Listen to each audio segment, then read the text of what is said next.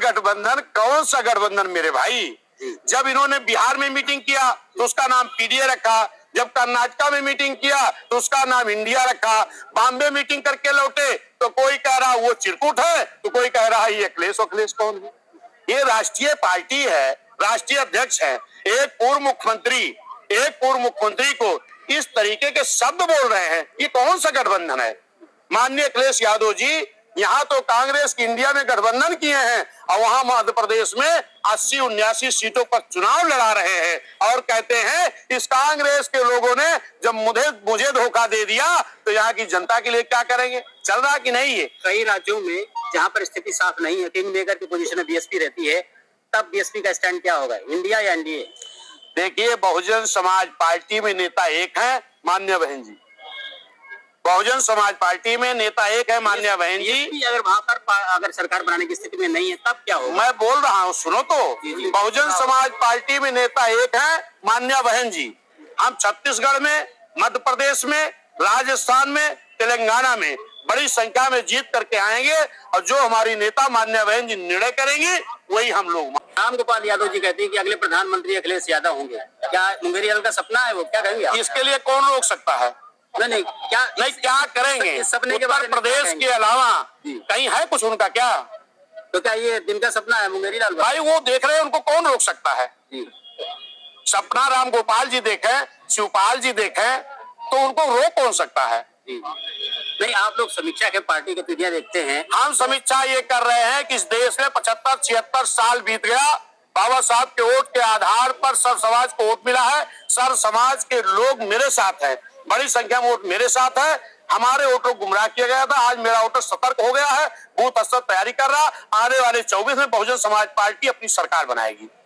धन्यवाद। पार्टी की राष्ट्रीय अध्यक्ष मान्य बहन जी ने पूरे देश में गांव चलो अभियान के तहत सेक्टर बूथ की समीक्षा हो रही है। उसी तर्ज पर पूरे उत्तर प्रदेश में 403 विधानसभाएं हैं, जिसमें प्रतिदिन 403 विधानसभा में एक सेक्टर की बैठकें हमारी डेली चल रही, यानी 403 कैडर कैंप हमारा डेली चल रहा है, जिसमें हमारे मंडल के मुख्य कोऑर्डिनेटर, मंडल प्रभारी, मंडल कोऑर्डिनेटर, जिले के पदाधिकारी, विधानसभा के पदाधिकारी ये जा करके डेली उन कैडर को संबोधित कर रहे हैं और बूथ सेक्टर कमेटी की समीक्षा करके अगर कहीं कोई कमी महसूस हो रही है तो उन पदाधिकारियों को फिर से अच्छे लोगों को एडजस्ट करके उनको सदस्य बनाया जा रहा है। उसी कड़ी में मैं भी प्रतिदिन डेली निकलता हूँ, किसी ना किसी मंडल के, किसी ना किसी जनपद के, किसी न किसी विधानसभा के, किसी न किसी सेक्टर में पहुंचता हूँ। आज मैं इस जनपद में 2 विधानसभा, एक विधानसभा थी आपकी वो फूलपुर, वहां मैंने एक सेक्टर में समीक्षा लिया और लोगों को प्रशिक्षण दिया और आज यहाँ करके आपकी ये शहर उत्तरी के सेक्टर में अभी आपके सामने ये प्रशिक्षण शिविर चला, कैडर कैंप चला और निश्चित है कि मेरे वर्कर पूरी तरह से बूथ संगठन को मजबूत करके सारे लोग लगे, इसका रिजल्ट हमारा अच्छा है।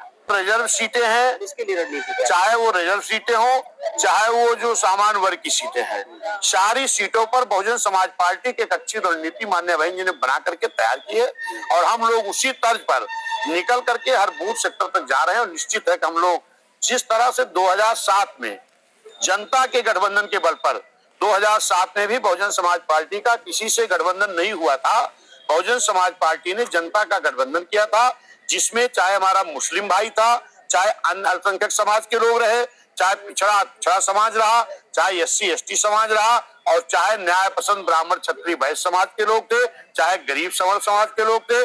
जनता के गठबंधन बना करके इस देश के बड़े प्रदेश उत्तर प्रदेश में बहुजन समाज पार्टी की पूर्ण बहुमत की सरकार बनी थी और गठबंधन वाले उस वक्त सब गायब हो गए थे।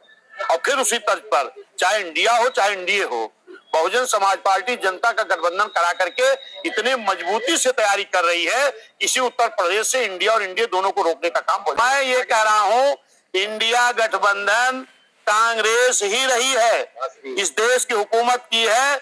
इसी कांग्रेस की वजह से 33-34 साल तक इस देश के संविधान बनाने वाले बाबा साहब को भारत रत्न की उपाधि नहीं मिल पाई।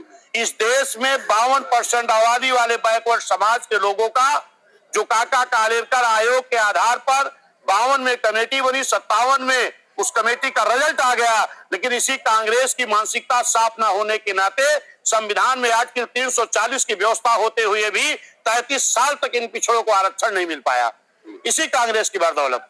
ये कांग्रेस और भाजपा ये दोनों एक दूसरे के पूरक हैं, ये इस देश का भला कभी नहीं करते।